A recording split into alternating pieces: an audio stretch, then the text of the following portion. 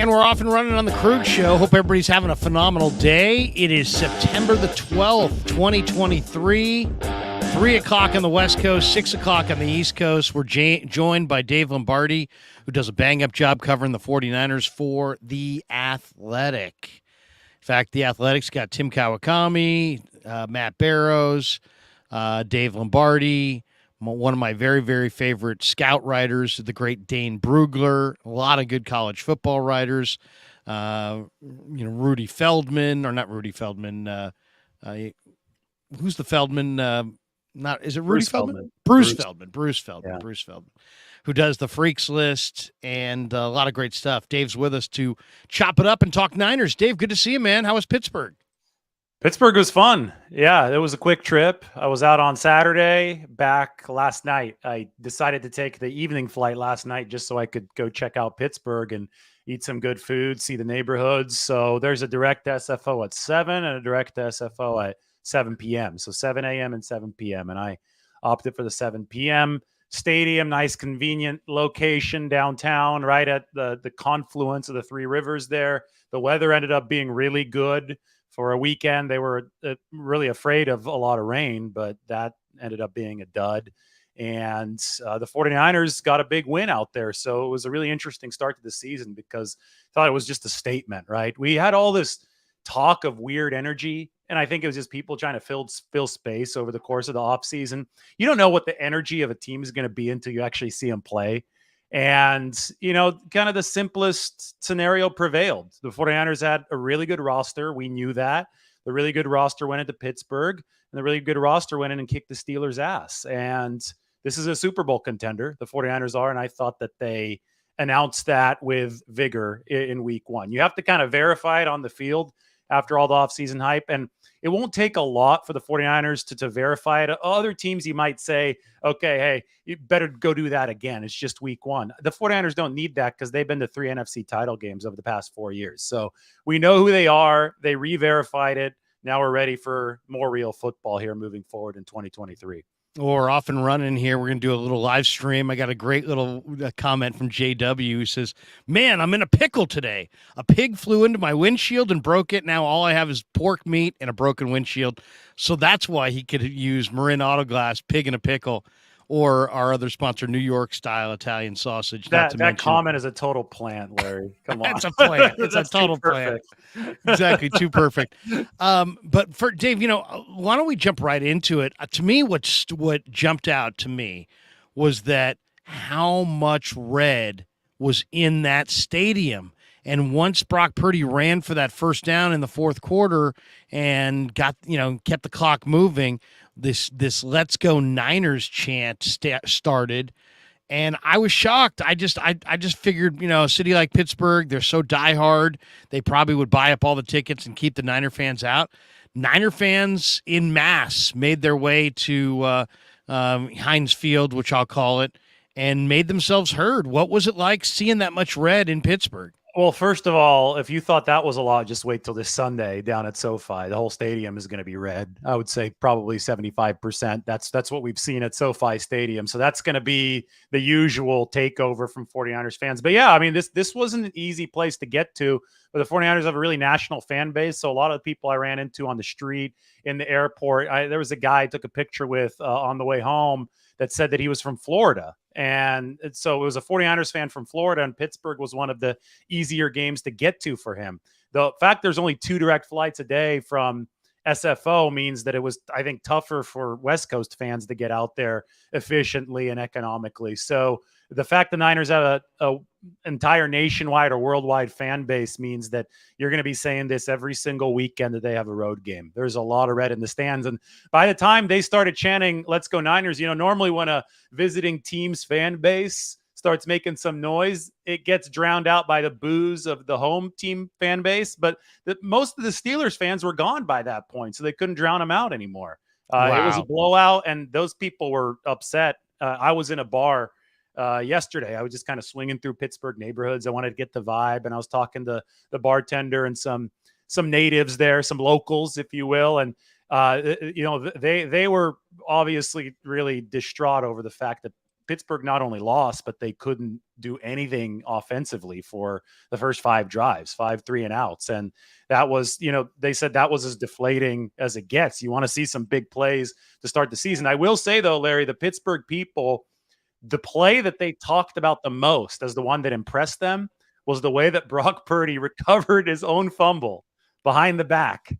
They were talking about this in the bar on Monday. They're like, that was so athletic. That was unbelievable. I've never seen a fumble recovery like that. So really nice people out in Pittsburgh, and they're fans of the details, right? They're not out there talking about, Brock Purdy didn't throw the ball far enough downfield or something. They're out there actually looking at the details of the game. And I will say that I've never seen a fumble recovery like that. Amazing hand strength from Purdy to be able to retain a fumble while it's pinned to his back. Yeah, as TJ Watt's, facing forward, trying to rip it out of his hands. Peter King gave the national perspective. He says he's not surprised the 49ers won, but he's very surprised how they won, running for 188 yards against the Steeler defense, holding the ball for 37-plus minutes, playing mistake-free football in the passing game, sacking Kenny Pickett 5 times, picking him off twice. Well, isn't that how the 49ers always win? When they're on, they do. I thought the Niners would win big in the offseason. I really hedged as we got closer and said, maybe it'll be more like 24-17. But I did feel like the 49ers were the better team and would prove it. And my thought was it was all based on last year, week 1. Last year, they brought a lot of energy in week 1, but they didn't bring a lot of focus and attention to detail. They had a couple broken plays on defense. They had a couple of costly penalties where there was just a little bit of overzealousness on the part of Dre Greenlaw. And I just felt like this year, they weren't just going to bring energy. They were going to bring energy and focus, seeing how important week 1 is. And sure enough, that's the way it turned out. But was there anything about the week 1 win that did surprise you? Well, they had a lot better quarterback this year than they did week 1 of last season. I think that's the biggest change variable. Brock Purdy's playing like a top 5 guy, and Trey Lance wasn't last year, plus the monsoon. So, I think people are a little bit worried about rain. Weather is a great equalizer. It will take a worse roster and bring it closer to the mean, and take a better roster and bring it closer to the mean.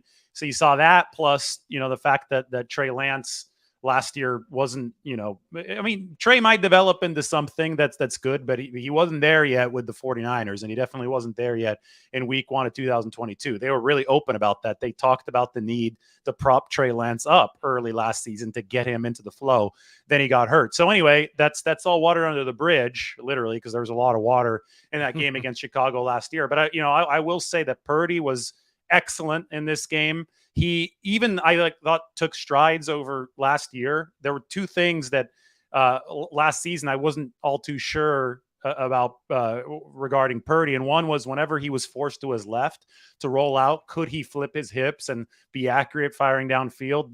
There was a throw that it might have been intended for George Kittle that Deebo Samuel caught on that 3rd down, but it was accurate to 2 guys, right? I mean, it would have been on a line straight to Kittle off the roll to the left, and it hit Deebo Samuel. And then the scramble in the 4th quarter that put the game away. I knew that Purdy was quick. I knew that he was twitchy. He's got the awesome 10-yard split to get away from some of these rushers, but I wasn't really sure about his actual scrambling ability downfield. We didn't see all too much of that last year. And I mean, he took a page out of Steve Young's book there with the deception, right? He maintained the threat to throw, used his eyes to really just freeze that defense in concrete, and then knifed upfield with the burst that he has. And that run essentially put away the game if Christian McCaffrey's 65-yarder hadn't put it away earlier. So those are the 2 things that I noticed from Purdy. And overarching takeaway is they just had a better quarterback than last year. They have their QB, and that's what should make 49ers fans really bullish about this team right now. No question about it. Ryan Covey, who we both know well, says the 49ers team is complete. If Brock is that dude, this team can win a trophy, period. Covey, good to see you, bro. Hope things are going well for you. I agree with you wholeheartedly.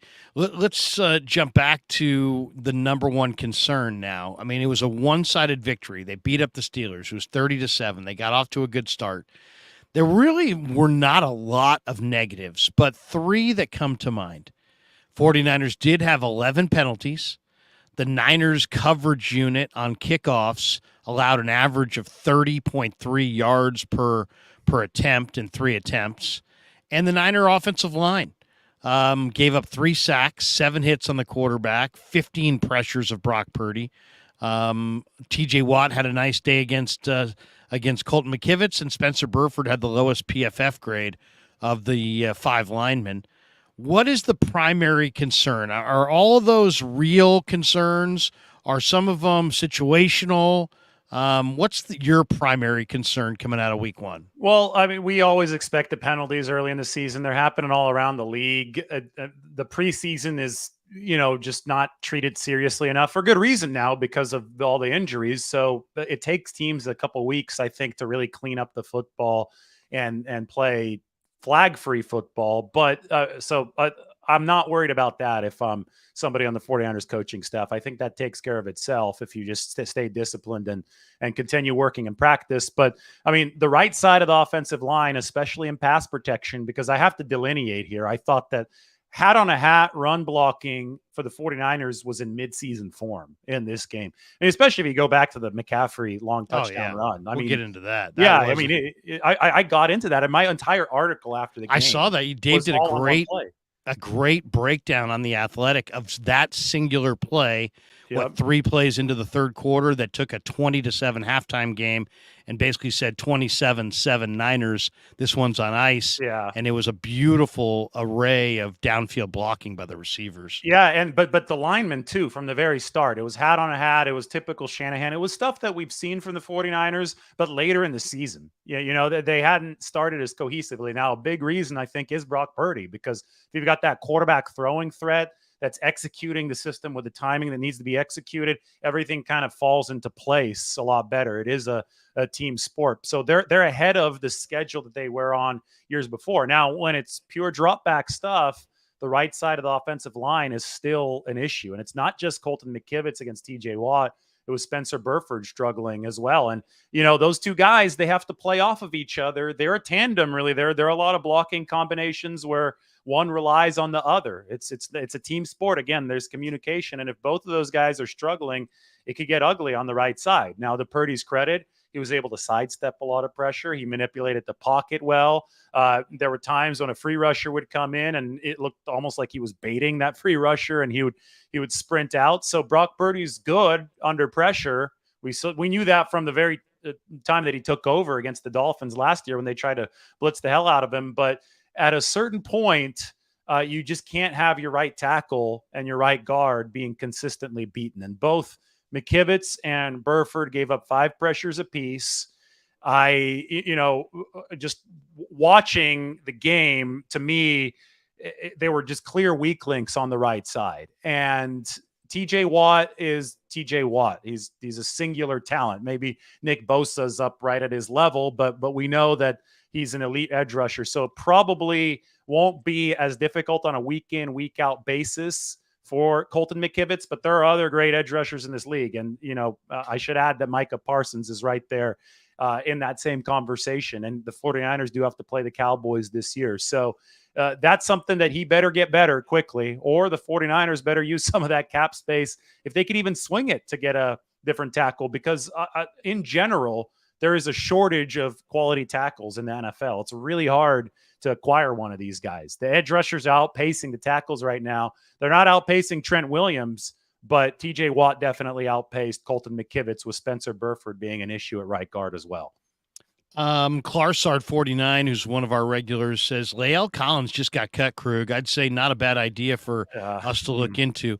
What do you think of that? I mean, Lael Collins coming out of LSU, Lael Collins with Dallas, I thought was better than what Matt Pryor looks like to me in practice. But is Lael Collins physically diminished now? What do you think of him? 3 years ago, he was obviously better than Matt Pryor, obviously better than Colton McKivitz. He's coming off a torn ACL late last year. Right. So, there's a reason why the Cowboys released him, and then there's a reason why the Bengals just released him. Teams just aren't giving up on tackles that they believe in, that because there's such a shortage of them around the league right now. So to me, this screams, oh, this guy has a semi-big name. Let's go out and get him. There's no way he can be worse than McKivitz. I'm like, oh, the guy doesn't have a knee anymore. Then yeah, he can be worse than McKivitz. So the 49ers will everybody will be all up in arms about this next line that I say. They'll do their due diligence. John Lynch loves to say that, but if their due diligence comes back with, oh yeah, this guy's knee is shot right now, he's not ready to come back from that torn ACL, then I don't think it will make it any further than that. Yeah, I mean, I think the Niners are really open-minded to looking at every viable option at offensive tackle. I don't think they're in love with Matt Pryor, but they're also Matt Pryor's healthy. He's got NFL experience. They're not going to kick him to the curb unless they get a guy who they know is better, and we'll see how that goes. That's going to be a very difficult thing to get accomplished. Let's talk about Brock Purdy, though, again here. He was amazing in the intermediate level. And when I watched that video on YouTube this summer from that guy Rollins who did a breakdown, he had broken down how under Shanahan, Jimmy Garoppolo had completed like 84% of his intermediate passes. Well, Brock Purdy did that one better in this game. He completed 90% in the intermediate. He went 9 of 10 for 142, a touchdown. He had a 152.1 passer rating on throws between 10 to 19 yards down the field. In some ways, I feel like Purdy is the ideal quarterback for Shanahan in this offense. Shanahan loves to live off the short game, the bootleg game, the play action game in the intermediate throwing, part of the field. And now he's got a quarterback that is just absolutely perfect for it. Based on what you've seen of Brock Purdy, and it's like people don't want to get too glowing because they feel like, oh, I got burned with Jimmy, or maybe they go further back. I got burned with Kaepernick. These guys were going to be great, and then they weren't. But honestly, based on what you've seen, he's 8-1 now as a starter. He just completed 90% in the intermediate, and they just put 30 on the board again on the road against the Steelers. What tier quarterback is Brock Purdy? Is he a top-tier guy? Is he a second-tier guy? Micah Parsons said he's a top 15 guy. So it depends where you classify availability, because Jimmy Garoppolo was really damn good when he was healthy, but he got hurt so much, right? And Brock Purdy also has a little bit of an injury history at this point. He fought through the rib. That was admirable. That won him QB1 that sealed the deal. Then when he fought through that against Seattle for 2023, but then the elbow happened. Was it the fluke? Is it going to happen again? Availability, I think, is the best ability. And the sample size for Brock Purdy now is getting big enough to say, whoa, he's got real ability on the field, talent-wise. Now he's got to prove that he's durable, and the 49ers have to do their part in protecting him so he can continue to develop. But as far as the tools go, you're absolutely right. He's the last season's Brock Purdy.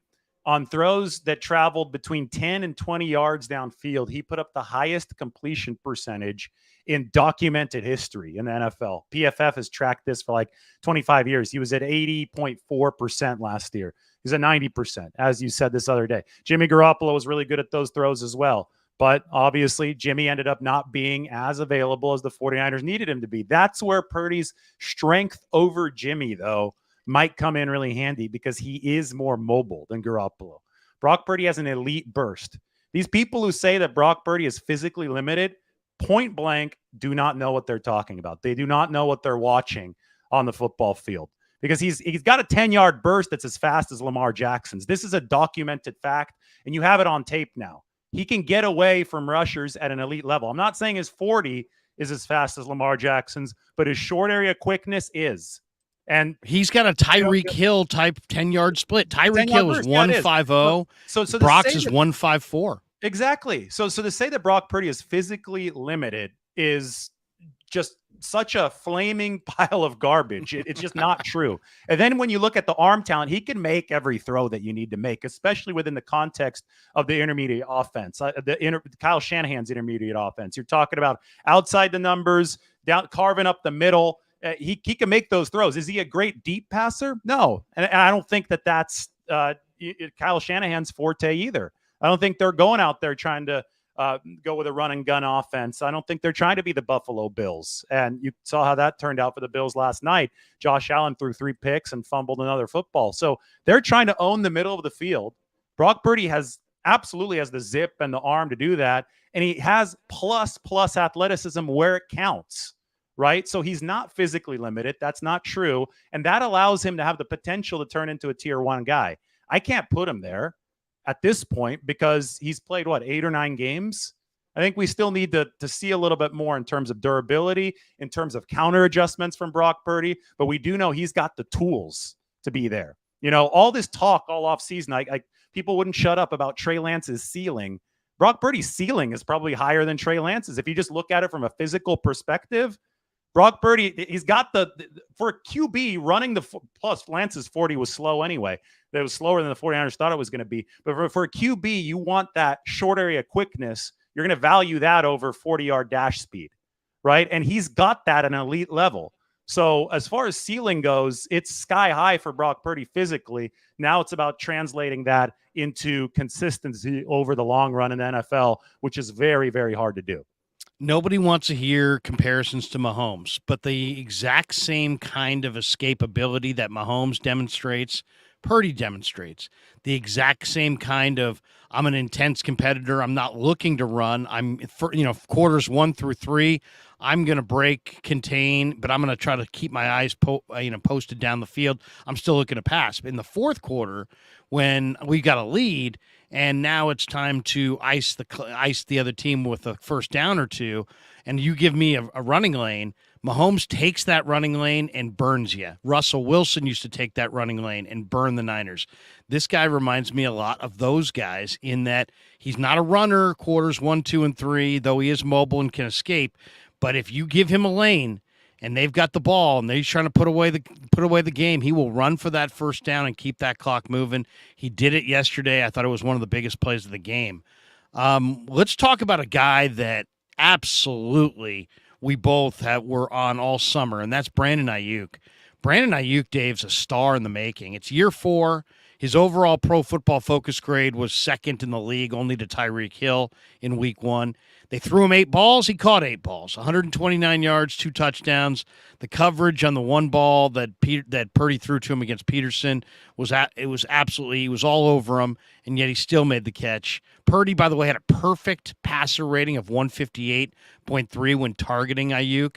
And then you wrote a whole piece on it. It was a great piece, by the way. Everybody should go to The Athletic and read Dave's piece on the Ayuk and Ray McLeod blocks that sprung CMC for the 65-yard game-clinching touchdown, and he just decleated DeMonte Casey, and it was just an awesome, awesome block. But I guess the question is this. Is Ayuk, I mean, the Niners have a bevy of weapons, but is Ayuk the number 1 option in the passing game for them right now? I don't think there is a number 1 option for the 49ers, and here's why. Every single game, you're going to probably see a different receiver hold that title because of what the game plan dictates, right? I think that's the glory of the 49ers system, and that's why they feel that if they execute this with the 5 eligibles that they have as effectively as they did in week 1, I think they feel they can be unstoppable this season because defenses are going to be rotating their focus on a week-by-week basis depending on what they saw in the weeks prior. They're going to try to set a game plan to stop that. And as soon as the 49ers identify what opposing defenses are trying to stop, they're going to go elsewhere. So you're going to see games where George Kittle's the leading receiver. You're going to see games where Brandon Ayuk's the leading receiver, some where Deebo Samuel is, some where Christian McCaffrey is. Maybe Ayuk will have more games as the leading receiver than those other guys, but I don't think that this is a hard and fast rule on a week-by-week basis. But, just talking about Ayuk, the KZ block that everybody's talking about, awesome. As they should be. It's awesome. But did you know that wasn't the only block that he laid on that play? Did you know that he had 3 more or 2 more? 1 more. He had down block Alex Highsmith. He's down blocking Alex Highsmith, who is a very, very good edge rusher, who Pittsburgh just paid $18 million a year, who obviously is much heavier than Brandon Ayuk. I mean, that's Kyle Shanahan in a nutshell is going to challenge his receivers, not only the block, but to make extremely difficult blocks. So they call it 19 structure fools, the name of the play. The fool comes from the part that Brandon Ayuk is there to deceive the defense. He down blocks Alex Highsmith for about a second to 2 to help out the combination of Trent Williams and George Kittle on the left side. And then as soon as that, you can't fall on your ass if you're Brandon Ayuk, and he didn't. And it's tough not to if you're a receiver working against an edge rusher. As soon as you execute that for the brief amount of time that he did, you spring up field. And that's when he leveled Casey. So Casey was 15 yards downfield. Highsmith was at the line of scrimmage. In the span of 15 yards and 4 seconds, I timed this watching the replay, Brandon Ayuk executed 2 blocks, one against an edge rusher, one against a defensive back. People at home need to realize how impressive that is. So he's out there catching what he had 100+ receiving yards, right. 7 catches, I think. He 8. Did all that, had the great catch against Patrick Peterson, broke Patrick Peterson's ankles on the first touchdown. That's all great. But what he did on that play was more special than anything else, because you have a lot of receivers putting up 100 a week in the league. But what he did on that touchdown run for Christian McCaffrey was unique. And he's on track to be classified as an A-lister. And you know what happens to A-listers in the 49ers system? They get paid. And the 49ers have enough room to pay Brandon Ayuk. That was another load of garbage that was being passed around, right? Oh, they paid Nick Bosa all this money. They don't have money for anybody else. No, they do. And the way Brandon Ayuk is playing right now, he's going to get re-signed for big money next year. Yeah, and not only that, Dave, I mean, go ask any football player. It's like the film room lights up. They are rolling that thing back 5 times. Guys are hooting and hollering. It's O-linemen are feeling good. It's the kind of block, and it wasn't just Ayuk. Ray too. Where was Ray on that play? Since you did the full breakdown, didn't he come from the other side of the formation? He ran 70+ yards. I was going to say Ray's effort on that was spectacular. I have the best quote, what I thought in the entire article, was from Ray. I have it right here, because he's on the backside. He's far side receiver, backside receiver. All desire. It's all desire. Yeah. So that play's going to the front side. And in that case, it has to be a 60-yard touchdown run for Ray to even have a chance to be part of that play. But right. He doesn't know it's going to be that long of a run. He doesn't know if he's going to be involved or not. He decided to sprint anyway, because he was like, okay, this has got a chance. Like, even if it's a 5% chance of breaking it that far, it's worth it to me. And, 95% of the time, the play doesn't get broken that far. Something else goes wrong, and it's only a 5 or 10-yard gain instead of a 65-yard gain. But Ray decided to put in the investment even when the return was not assured. And he said, this was his quote, "Sometimes that backside block means a lot. Once I heard the crowd going, I took off. It means more when you like your teammate. And I love my dog, McCaffrey. It's a family, man. We go so hard for each other. It shows on the field." This is just from my conversation with Ray in the locker room after the game. And that unlocked Ray's got not to mention Ray's got a partially broken wrist. He was supposed to be out for like 5 weeks. Yeah, and in response to that, I asked him about that, and he said, "I'm a different breed." So he's a different breed, and he likes Christian McCaffrey, or he loves Christian McCaffrey. That's his dog. That's what he said. So I think that's cool, because let's zoom out, big picture. What's one thing that Kyle Shanahan and John Lynch have tried to do since 2017? It's build a locker room that likes each other. Right. And I think a lot of people early on said this is the biggest cliche ever. It's not a Disney movie or whatever. I think that in a league where the margins are so tight, where you're looking for every single advantage that you could possibly look for, the fact that the 49ers have tried to foster a college-like environment in the locker room, where the NFL can turn into a bunch of mercenaries, just kind of playing for themselves, trying to put on the best tape for themselves. I think the fact that the 49ers have paid that attention to detail, I think it has paid off for them. And if it only makes them 1 or 2% better per game, there's a lot of NFL games that are determined by 1 or 2%, Yeah. And I think that Ray McCloud saying that, I mean, that was the first thing that came to mind is, I sprinted across the whole field because I like Christian McCaffrey. I think there's something to that, because you don't see other teams' receivers blocking like that. Dave, if another team's watching it, it says the same message that it would send to the Niners coaches. It's a culture play. It's a culture play. There's Ray's had no business being in that spot unless it was all pure desire. And there's a lot of selfishness in the NFL, but you didn't see it on that play. My goodness, that was a very selfless play. CMC, by the way, primed for a career year. He's been hurt in other spots, but as a Niner, there's been 21 games. He's played in all 21. He had 22 runs for 152, almost 7 yards a carry.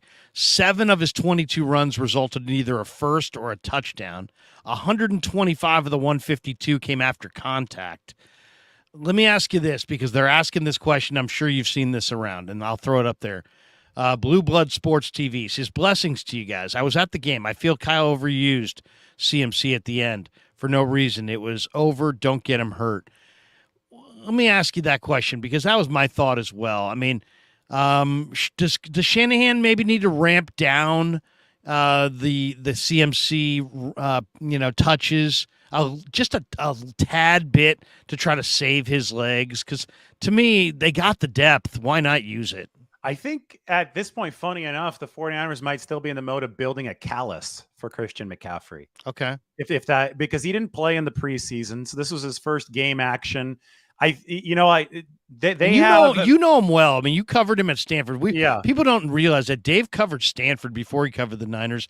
This is when McCaffrey was there. You probably have more, data points on what makes him tick and what gets him going than almost anybody who covers the Niners. Where he had a massive workload, right? Where he was playing every snap, where he was the punt returner, he was the kick returner. He had 3,864 all-purpose yards in 2015. To give you context, Barry Sanders had the college football record prior to that. It was like 30 years old, 3,250.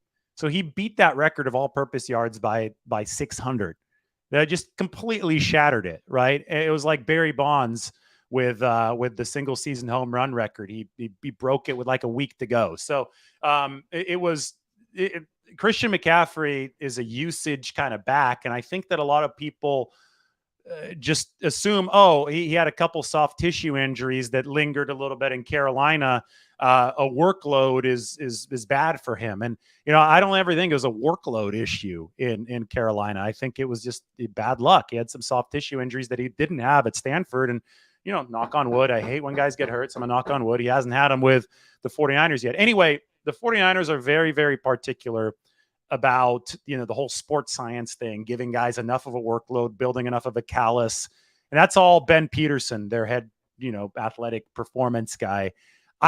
I don't know for sure if this is the case, but I would venture to say that they're trying to build McCaffrey's callus right now. And I would also say that as the season progresses, especially if you start, Jordan Mason might have lost a little bit of confidence from Kyle Shanahan with some of the fumbling stuff that we saw in training camp in the preseason. Yeah, but guys like that, you're going to call to your bullpen a little bit later. I think that right now, Christian McCaffrey is the starting pitcher. This is going to be a long season. The bullpen's going to come in a little bit later, right? And also, I will venture to say that week 1 of 2021 probably dissuaded Kyle Shanahan from pulling the starters too early. Remember what happened there? They're up 41-13 against Detroit. They barely twice. Escaped. They had to win that game twice. Yeah. Yeah. They blinked twice, and Detroit has the ball at their 25, down 8, with enough time to score a touchdown and force overtime. And Shanahan, after that game, said, well, yeah, I took out the starters, or as many as I could have. And then it turned into a runaway freight train. You couldn't stop that comeback. So the NFL, stuff can get weird really quickly in the NFL because those guys are pros too. Yeah. And you got to run through the tape. Yeah. And you can't just reinsert startove and expect everything to be fine. Right. So especially when the guys take their tape off and then, hey, wait, tape back up. It's once you've checked out, it's really hard to get that edge back. Pelissaro reported today the Niners worked out Ian Book, who's working out for the Patriots tomorrow. He was drafted in the 4th round out of Notre Dame by New Orleans a few years ago when Sean Payton was there. Started one time against the Dolphins, lost through a couple picks. He was 30-5 at Notre Dame. He's got big hands, 9 and 7/8 inch hands. He went to Oak Ridge High School up in El Dorado Hills. I would have a lot of interest in this player. I mentioned it a month ago when the Eagles cut him, just because the Eagles are the primary team and just for the intel stealing ability. This guy's really smart. I'd put him on the practice squad if I could. What's your read on Ian Book? Is it a due diligence on future injuries? Do you think they might add a quarterback to the practice squad? What do you think? Do you like Book? Well, Yeah, I haven't studied all too much a book, to be honest, so I can't give you a good firm answer on whether or not I like him. But the 49ers do this all the time, right? So it could be that they add somebody to practice squad, but in general, the vast majority of these midweek workouts, especially of quarterbacks, are just covering your bases kind of things. You don't know who's going to go down in week 3 or week 4, and you want to make sure that your Rolodex is updated at that time. So you said he's working out for the Patriots tomorrow. I think New England's probably doing something similar right now. So in all likelihood, that's what's going on. As soon as the timing of this announcement from Tom Pelissero this morning was funny, it created a lot of rumors on the internet because just yesterday, Aaron Sam Rodgers, Darnold's going to the yeah, Jets. And, yeah, all this that stuff, and people start reading into it way too much. And I guess in an alternate universe, anything is possible. Sure. But I'm just telling you, the track record of these kinds of workouts are normally just Rolodex kind of workouts. They're not actually workouts that turn into an immediate signing. It's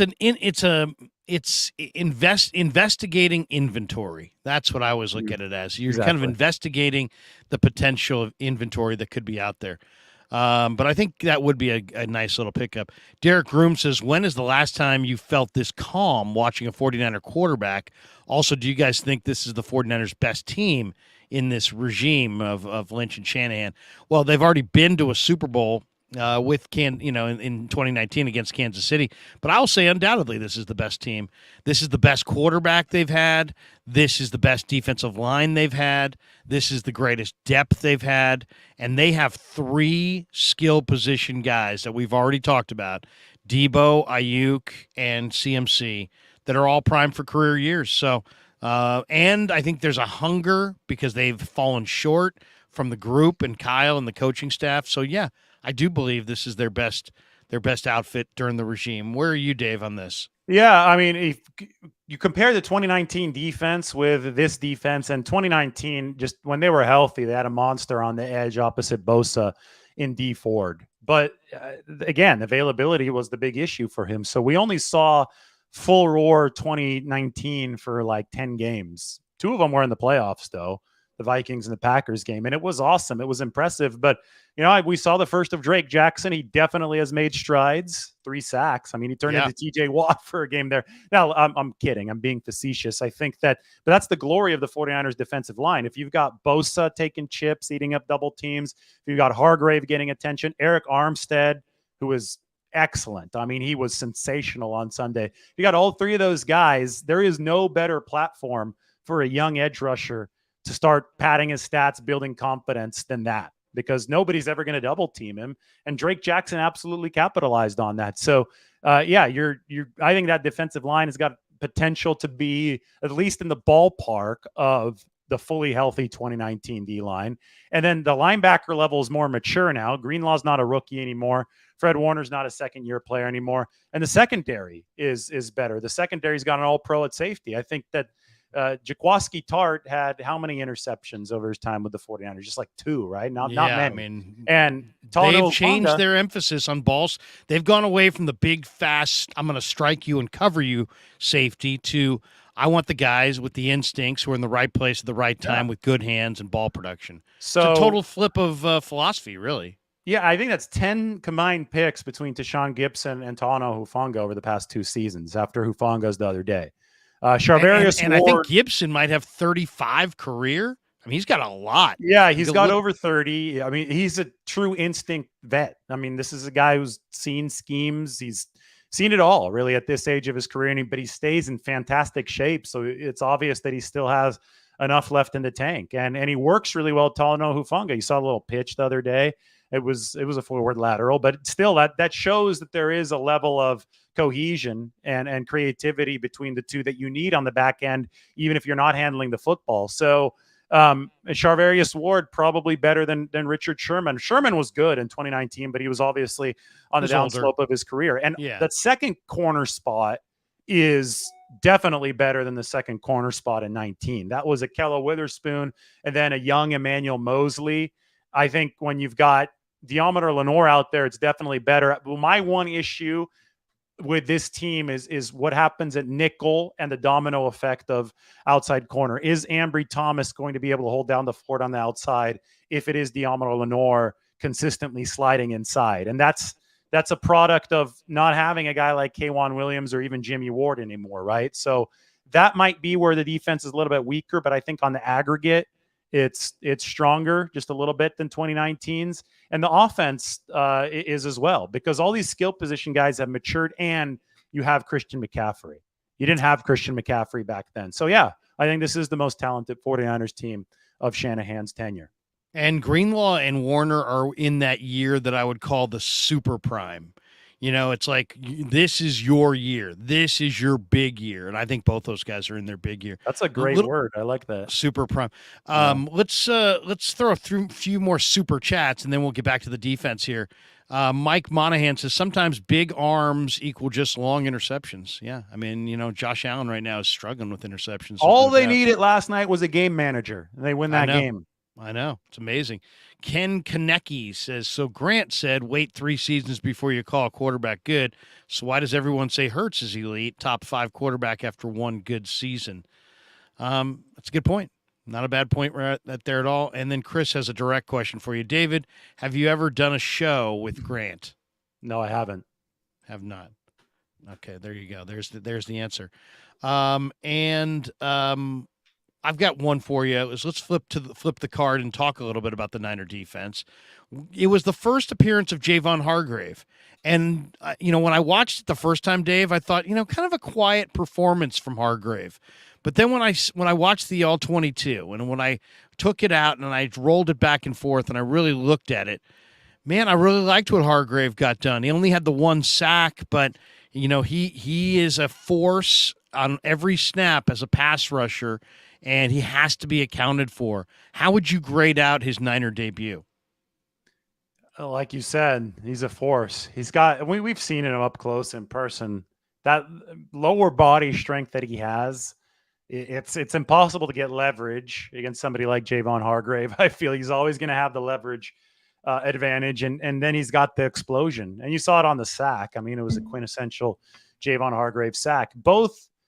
Well, I would add Javon Kinlaw into there, too. I thought Javon had a nice game, but both of the starting defensive tackles, Hargrave and Armstead, were just absolute difference makers, even if it didn't show up on the stat sheet all too much. I mean, both of these guys pushed the pocket. Both of them caused issues. And, I thought that the strength of Pittsburgh's line was the revamped interior. I didn't hold their tackles in high regard entering the game. I'm not holding them in high regard exiting the game. But the 49ers dominated the interior line. Between Hargrave and Armstead, they did a lot of damage, and that's going to help those guys on the outside. Kinlaw, too. Kinlaw had the second highest run defense grade by Pro Football Focus on the Niners to Fred Warner. He only played 24 snaps. But, you heard Shanahan in the day after presser when that first drive, when Najee ran through the C gap and Warner smacked him. Who was controlling the A gap and the B gap all by himself? It was big Javon Kinlaw, freeing up, absorbing offensive linemen, keeping them off of the linebackers' legs, not allowing them to climb to the second level, freeing up Warner and Greenlaw to run and hit, and that's exactly what happened there. So, Kinlaw can be very, very effective without really making any tackles if he can just stay in his lane, absorb offensive linemen, and keep them off of the linebackers' legs. And I thought in this game he did exactly that. Yeah, and, I had predicted all offseason that Kinlaw was going to look better with less on his plate, right? If you're a first-team defensive tackle, the entire 4-3 wide 9 is relying on you to eat space and rush the passer, do all this crazy stuff, which obviously elite players like Hargrave and Armstead can do. But, if you're Kinlaw coming off all these knee injuries, that's a lot to ask, right? But he's now in a rotational role behind those 2 stars, and I think that's the best thing for him, and it turned out that was the case in week 1. So I think the 49ers are really excited about Javon Kinlaw in that lesser role moving forward. How about Drake and Bosa? Bosa had 3 hurries, 1 run stop. Niners held Pittsburgh to 41 yards rushing. They only ran 10 times. Drake, on the other hand, had 3 sacks, 2 hurries, 2 run stops. Kenny Pickett was under pressure 44% of his dropbacks. He was pressured. Give me your thoughts on how Bosa looked after reviewing the thing. And Drake obviously had statistically his best game. What'd you think when you watched it a second time? But Bosa was I watched it 3 times now total, but every time Bosa to me stood out as such a huge factor in defending the run for the 49ers. And I Yeah. mean, they chipped the hell out of him. They sent help, but they weren't going to let Bosa wreck the game. They wanted somebody else to prove themselves, and Drake Jackson definitely did, and Hargrave was in there. Armstead was leaving his mark. We talked about Kinlaw. So Bosa just made the 49ers better, period. That was the thing. I think PFF actually had him as their highest graded defender on the game, which just goes to show you, because that's going to, when they grade these players, they're going to take into account when he's double teamed, what his impact is on those kind of plays. And, every single time that I watched, I kid you not, I was more impressed with Bosa's effect on the run, the edge that he set, just the physicality, the attention that he drew. So the sacks will come for Nick Bosa, definitely, because there's going to come a tipping point where you can't let Drake Jackson get 3 sacks a game. You can't let Javon Hargrave get a couple sacks a game. You're going to have to start dedicating some attention to those guys. And when that tipping point happens, that's when Nick Bosa is really going to run loose. Steve Wilks. Let's talk about Wilks for a second. He was his first game as the defensive coordinator. Heck, the last 2 guys went and became head coaches. So he's in a good spot. He's known as a guy who likes to blitz, but he blitzed Kenny Pickett on only 10 of 52 dropbacks, so just 19.2% blitz rate, which was definitely lower than I thought it would be. The other surprise to me in this game is that the Niners played 63 snaps on defense. 56 of the 63 there were in the nickel. So they were in the nickel basically 90% of the time. They only played 7 snaps in the base defense the entire day. So 89% nickel, 11% base, 19% blitz rate.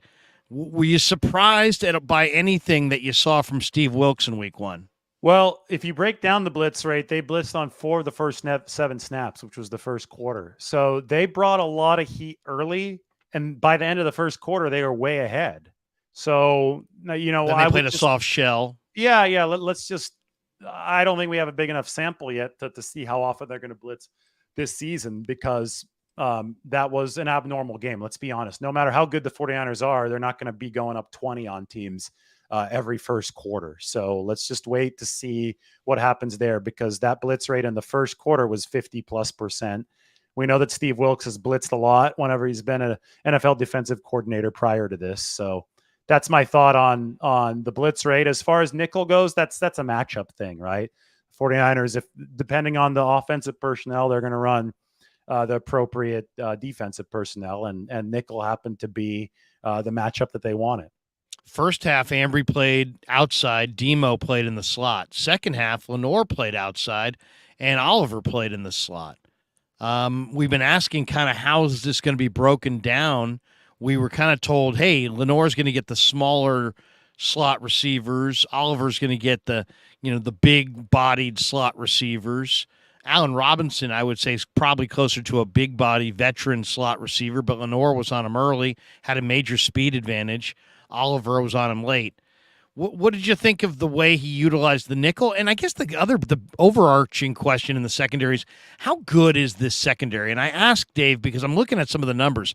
The foursome of Ambry, Oliver, Lenore, and Afonga were targeted 21 times and allowed 18 catches. Now, a lot of that was they played a soft zone in the second half and allowed the Steelers to kind of just, complete passes in front of them as long as they didn't throw anything over their head. So a lot of that was situation dictated. But what did you think of the usage of the slot corner, and how would you evaluate the secondary? Well, Charvarius Ward was ready when Armstead got his hand in Kenny Pickett's face and Deontay Johnson slipped. He was in good position, so that was one of the big plays. Lenore picked up the personal foul, which was an iffy call. I think the 49ers hit out of bounds. Hit out of bounds. Whoever was the first defender that actually made the tackle, Lenore had already committed before that tackle was made, just in case Najee Harris would have slipped that. Lenore would have tackled him in bounds. Once he committed, though, with the dive and Harris was out of bounds, it was too late. So it's bang, bang. It's football. It wasn't a dirty play. By the letter of the law, Does he deserve the penalty? Maybe. I don't know. I don't think the 49ers are holding that one to, too much against him in the meeting room. But, from a coverage perspective, I thought that he was good. Hufanga, obviously, the pick fell into his lap thanks to great coverage downfield on the tight end from Fred Warner. But the big play from Hufanga was when he got Pat Freiermuth, right? When he just drilled him in the end zone. And that was clean hit, led with the shoulder. That's what you want your safety to do right there. He's got to be an enforcer over the middle of the field. So, I was impressed with the 49ers secondary. I think that when you talk about the nickel rotation, I think they're probably working toward what their stated plan was, which is going to be more of a play-by-play mix and match depending on what the opposing personnel is. But it was also the first time that all 11 of these guys were playing together. Those are complicated substitution patterns. So maybe they said, let's just keep it simple. They're already implementing changes for this first game with a new defensive coordinator. So I think they might have just said, let's keep it simple. Let's run Lenora slot in the first half, Oliver in the second half, get these guys used to playing with different teammates. And as the season progresses, maybe we'll start to see a little bit more of a complex substitution pattern there. All the power rankings have the Niners at 1 for the most part. Are the Niners the best team in pro football?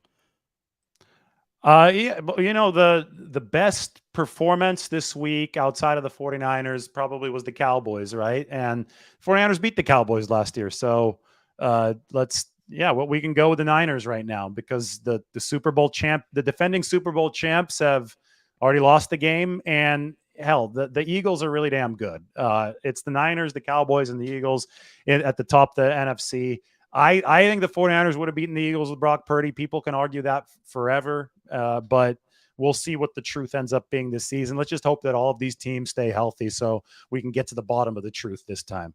No doubt. Hey, let's finish up on the next week 2 matchup. Niners take on the Rams in LA. You already said it. There's going to be a ton of red in SoFi.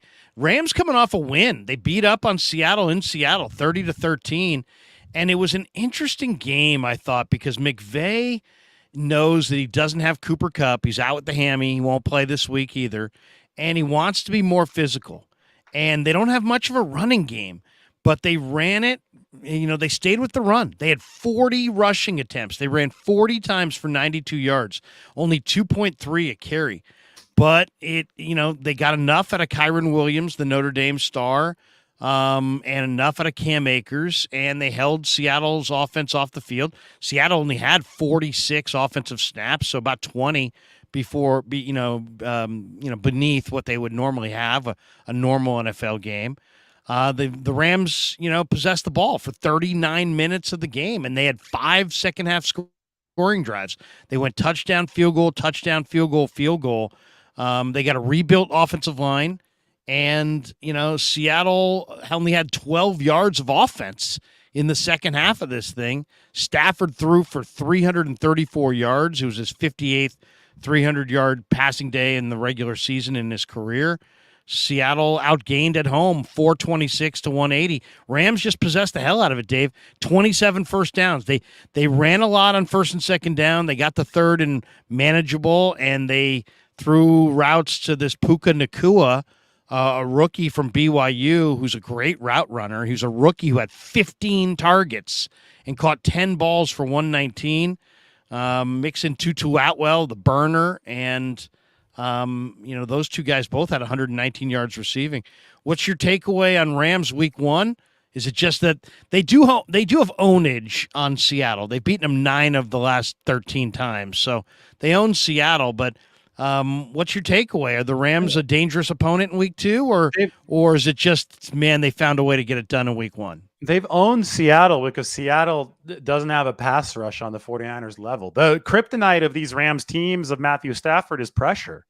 And that's why the 49ers have had so much success against the Rams, is they've gotten pressure. I mean, one of the worst O-line showings that I've ever seen at the NFL level is week 4 Monday Night Football last year. Now, the Rams were really beaten up front. They had a center that I'd never heard of.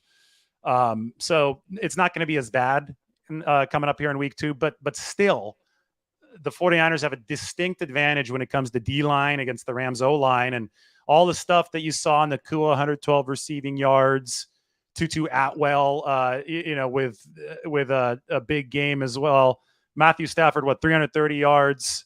He was I don't awesome think, on third down too. yeah, He yeah, just but kept I just making don't every think that play. you'll see that against the pass rush. That's I think is going to overwhelm that offensive line. I think that's the simple story of 49ers Rams. So until the Rams show me that they can run the ball more efficiently than 2-something a carry, which is a way to get around the pass rush, or if they show me that they can pass protect against the 49ers, until they show me that, big advantage for the 49ers. And I think they're 8.5-point favorites, and that sounds about right to me. Do you know who the Rams' number one corner is? Ahkello Witherspoon. Ahkello Witherspoon. I mean, there is a surprise right there. He's wearing the 44 now. And he got hurt, I guess, in the fourth quarter. Chris says, did you see Brendel block 2 dudes on that 65-yarder? Nobody's talking about how good he's doing. And David, good on you for staying clear of the conspiracy. Oh, there you go. And then we're creating new words. You wrote a whole article breaking down every aspect of this play. I was so focused on McCaffrey's spin move, on Ray crossing the formation, on the dogged determination of Brandon Ayuk, and just what they did both at the line and down the field, that I didn't notice Brendel at all. Did you remember Brendel blocking 2 guys on that particular play? I remember him getting his first block, because the first block, he might have been engaging 2 players. I'm trying to remember. There was a little bit of a crowd on the inside. He definitely got one hat on one hat. And then, so I'm guessing that the commenter was referring to that, because there was a crowd in the middle and Brendel might have taken out 2 guys. Yeah. Yeah. Brendel, going into last year, didn't know what to expect from Brendel. Comes out, has a Pro Bowl alternate type year, held off Feliciano. And, you can see where Brendel's a technician, and he's very bright. He's very assignment sound. He's one of my favorite interviews on the team as well, because he always seems like he's got a pretty good sense of what's actually going on. Ken Konecki says 49ers own the Rams, Seahawks own the Rams. Not worried. There you go. And Anthony drops this one in. He says, first things first, host Nick Wright. If you drop any quarterback to replace Purdy, they would have the same 8-0 record. Basically wants more proof. I disagree. I totally disagree with that. I don't know what the record would be, but Brock Purdy deserves a lot of credit, because look at Iowa State post Purdy. They went 1-8 in the conference last year. So it's like, a lot of times when a quarterback's going really, really well, you don't really notice all of the things that he does well, and you don't really notice it until he's gone. And then suddenly, and look at the NFC Championship game. I mean, Brock Purdy gets knocked out of that game. The Niners couldn't even get to the line of scrimmage and get plays called on time after that. It was just like everything broke down. So I don't know. I'm not a Nick Wright guy myself, Dave. I don't know if you are, but what's your thought on any other quarterback would also be, doing the exact same thing here?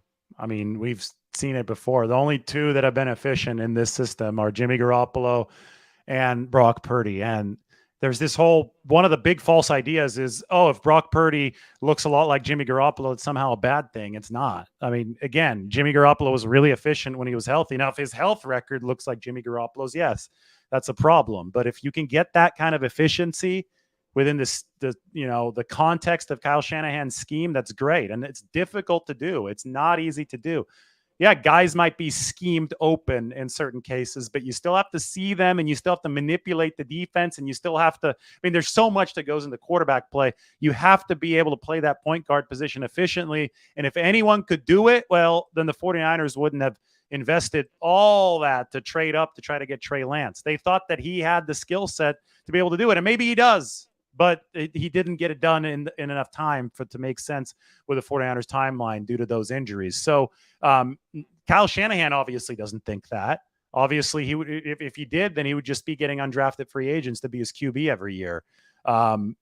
So it's based on a false premise, right? And that's all that I really could say about that. Dave, we'll end it right there. It was very disappointing, by the way, to see Aaron Rodgers blow out his Achilles on that terrible turf at MetLife. It's a terrible turf. We saw it. It's a very difficult turf to navigate on. Bosa lost his, ACL injury. He was lost for the year on that field. Niners complained loudly about that field. Dave, where are we as far as this in the league? Are we at the end of the synthetic turf era? And that, it seems like if it happens to the New York Jets, if it happens in New York and it ruins a season by a New York team, I feel like that's always what it takes to move things along. Is this injury going to lead the NFL to? I mean, it's a $20 billion industry. They could literally roll in new AstroTurf or a new grass surface every Sunday in every stadium that's indoors, and they could afford it easily. Why don't they? Well, I mean, the team that was too cheap to do it is actually going to lose more money on this than anyone else, right? Because the $75 million guaranteed to Aaron Rodgers. They're going to have to pay Aaron Rodgers, no matter if this is it for him, $75 million, even if he doesn't play another snap. And damn right he's going to sit in there and collect it. He's not going to retire early. He'd just be an injured player for 2 years here, collect $75 million over those 2 years. So the fact they weren't willing to spend a couple million more, and I don't know if this was linked to the turf. We'll never know, but we do know that there are higher injury rates on artificial turf than there are on natural grass. So it only makes sense that you'd protect your investments. If you're paying $75 million guaranteed, why not spend $1 or $2 million more to minimize the chance of injuries? Exactly. Too much. 30 grand. It's like 35,000 for a new surface every week. Do it. Dave, I'm sorry we kept you late. I know you got another engagement. I'll let you get out. Appreciate your time. We'll do this on the regular. Next time we'll join you over at your place. Thanks for jumping in. Appreciate you. Yeah. Thanks, Larry. We'll talk to you soon. There you go. The great Dave Lombardi does a great job. A couple supers here that we want to get to. Ken E says sack prediction against the Rams this week. I'm going to say 4.5 on Stafford because I think he'll get rid of the ball quickly. I think he's going to get it out. He's got a very quick release. Puka Nacua, the rookie, is not a deep threat.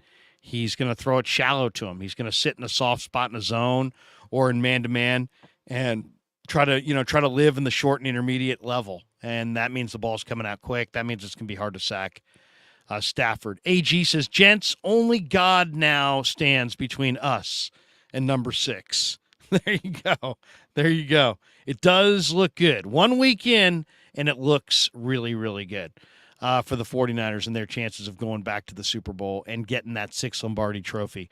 All right, we want to thank our sponsors before we bolt for the door. MarinAutoglass.com. If you shatter a windshield, you need a new one, give them a call, 415-883-3030, or check them out on the web, MarinAutoglass.com. New York style Italian sausage. Let's thank them as well. The only sausage I will eat is New York style Italian sausage. The title sponsor of the Krueg Show is Pig in a Pickle, the best barbecue in Northern California. Check them out in Emeryville and Corte Madera. They're open 7 days a week. And by the way, I'm hot right now on Underdog Fantasy. Check it out. All right, guys, this year the Krueg Show is partnered with Underdog Fantasy. That's right. This football season, Underdog Fantasy gives fans a way to play alongside your favorite football team all season long. You can check out their weekly pick'em players, where you pick between 2 to 5 players and select whether they'll go higher or lower on their game stats. Then you do what you normally spend your Sundays doing, watching the games. You can win up to 20 times your money in a single game by going 5 for 5. It's a fantasy game, but you can win real money. This week, I'm going with Devontae Adams higher than 74.5 receiving yards, Brock Purdy higher than 217.5 passing yards, DeAndre Hopkins higher than 60.5 receiving yards, and Jamal Williams on Monday night higher than 55.5 rushing yards. You can enter the same as me, or you can make your own pick. Sign up using the promo code Krueg, Krueg, and they'll match you up to $100. Last week, I went with Nico Collins over 3 receptions. It covered. I went with Brandon Ayuk over 3.5 receptions. That also covered. Make sure you type in Krueg, and they will match your first deposit up to $100. All right. One mention from our sponsor, Pig in a Pickle, and then we will bolt for the door on the Krueg Show.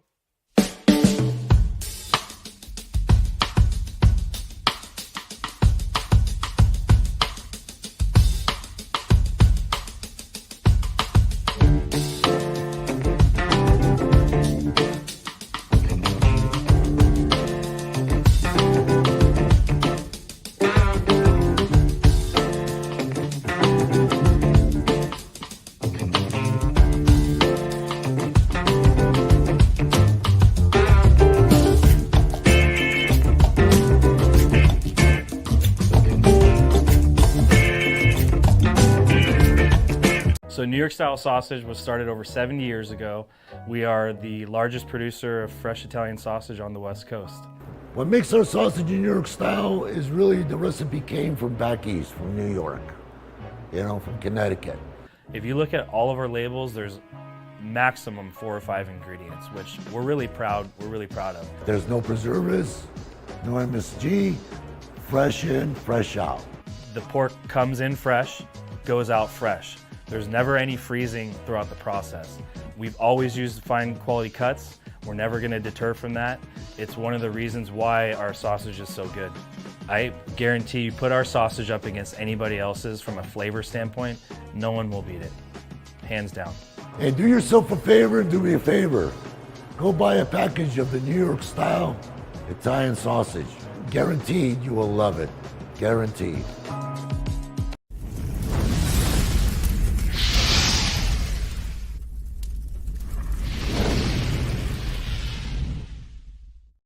All right, come down the home stretch on the Krueg Show. A couple chats I want to throw in the mix here. We got a number of people want to throw out comments here. Mountain Cat. Let's see. What do we got? How about this one from Always Drip?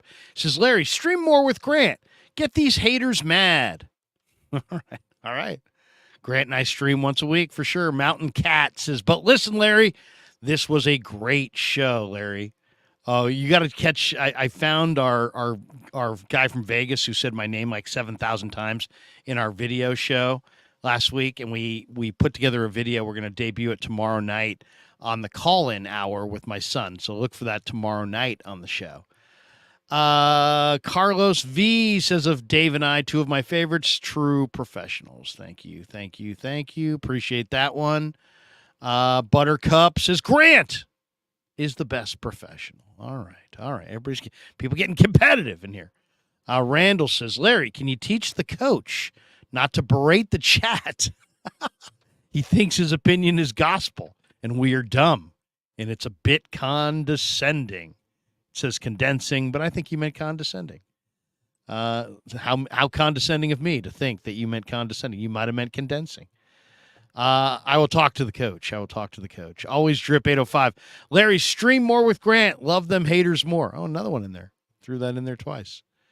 Randall says, damn, after those spots, now I'm hungry. That's right. Pig in a pickle. New York style Italian sausage. We got this one from JG1. Krug gets free barbecue. Yes, I do. Can you tell? Just by looking at me, I get free barbecue? This is a body that has gotten free barbecue. Mountain Cat, I have nothing against the coach. I just have a hard time following his train of thought most days. He's passionate. Randall says the coach doesn't argue with the chat. We're there only to listen to him. Well, you know what? Give it time. Everybody develops a rhythm over time. Digital Drew says Johnny C. Yes, Johnny C. Kev found all of Johnny C's, but Krug, Lair. And he put them all together, and we're going to debut that tomorrow night on the call-in show. So tomorrow night, I think at 7 o'clock, we're doing the call-in show. Stop by, check that out. Johnny from Vegas was absolutely amazing. Johnny C. Mountain Cat said, Johnny C. Worship Hour, sweet. Yes, it'll be really, really good. Eric Hernandez. What's up, Eric? He says, great show. Please bring back Lombardi. You mean like right now or maybe next week? No. I know what you're saying. Waveware says Larry. Yeah, that was him. Digital Drew. Larry, does the NFL track when a player is a victim of a penalty? I'm curious if Bosa is legit the most held player in the league. Would be an interesting stat to see. I'm sure we could find something like that. I don't think it's an official stat, but yeah, penalties caused. That would be an incredible stat.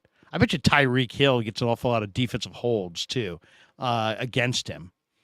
Carlos says Lombardi is a star. Solid Niner coverage. There you go.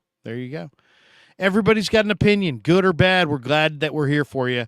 Hugh Jassel says Dave's Shanahan's press secretary. Come on. Let's not go there. Digital Drew and Mortal Kombat 1, 24 hours to the release of Mortal Kombat 1. Hold on to your butts. That's right. Hey, Digital Drew, I saw the commercial last night during the Monday night game. There it was. In fact, my kid was like, this almost looks like a commercial for a movie.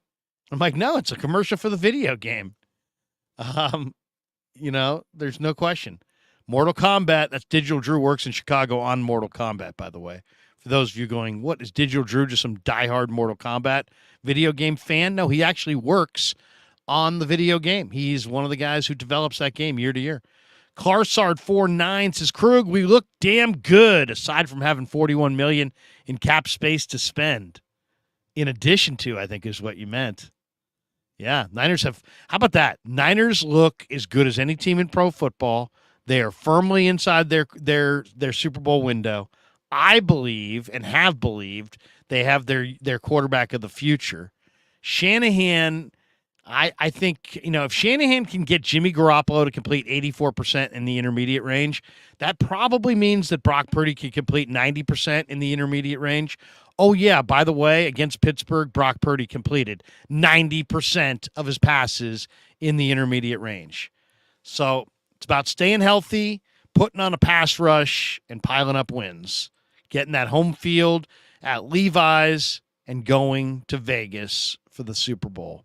Anything short of that, is not going to make anybody real happy. The Niners are in kind of a joyless, part of their history. It's Super Bowl or bust. Not every team can say that. They can. So there you get. There you go. The Niners win the Super Bowl, everybody's gonna be happy. The Niners lose the Super Bowl, there'll be tons of unhappy people. Just the way it goes. All right, that's going to do it for us. It is 4:13 out here on the West Coast. At 5 o'clock, the great Raj from RSF 49ers is going to stop by. We'll do a little bit more Niner dialogue before we get out of here. Also, check out our YouTube page, The Krueg Show. Lots of new videos up, and some of the videos that are up right now are doing incredible numbers. I mean, absolutely almost breathtaking numbers. I think we got like 15,000 views on a video that we put up earlier today. 13,000. I did a 49er update 3 hours ago. It's got 13,000 views. Absolutely amazing. Absolutely amazing. We did a video on the 49ers working out Ian Book, and that has, what does that have? I can't really tell. Yeah, it's 13,000 views, almost 14,000 views. So I actually said on the 26th of August, when the Eagles cut Ian Book, that he would be the perfect Niner fourth-string practice squad quarterback. He's local, he's athletic, he's smart, he's competitive, really, really good kid. I'd love to see it. I absolutely would love to see the 49ers wind up with Ian Book on the roster. I think he would be a great insurance policy for sure. We are sitting right now at 22,930 subs. That's right. We are 70 away from 23,000. We have over 1 million views of our content this month and over 100 and almost 160,000 watch hours of our content in the last 4 weeks alone. So thanks to all of you. If you're in the chat, hit like, hit subscribe, hit that notification bell. If you do, every time we go live, you'll be notified that we're going live and you won't miss a minute of the action. So thanks to all of you for participating. That does it for us. Join us at 5 with Raj from RSF 49ers. We'll talk more about the Niners, Steelers, and look ahead to Niners, Rams. It's all coming up. Peace. Yeah, never met a man I've been scared of. Careful, you gon' get exactly what you asked for. Here for whatever you bring me, getting handled. I answer to no one, I don't need to hassle. Yeah.